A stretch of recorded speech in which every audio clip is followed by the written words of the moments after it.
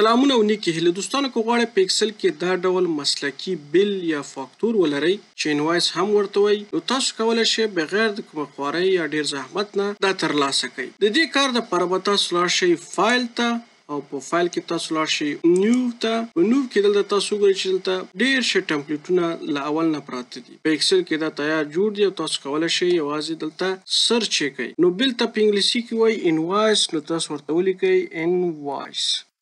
کله چې انوایس سرچ کولو که ستاسو انټرنیټ وي نو تاسو کولی شئ دلته بلا شی انوایسونه ووینئ. نو په دې کې چې کوم انوایس یا کوم بیل هم خوښ وي تاسو کولی شئ هغه باندې کلیک وکئ او ترلاسه یې کړئ. فرض مثال تاسو غواړئ چې دا ترلاسه کړئ نو دې باندې ډبل کلیک وکئ.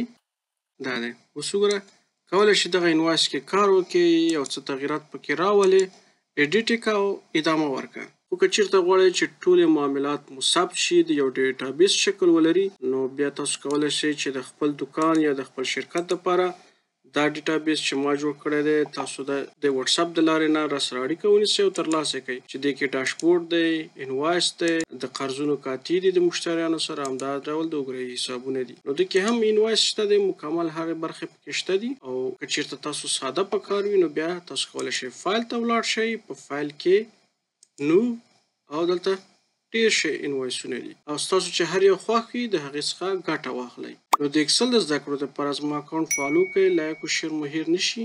ښې چارې.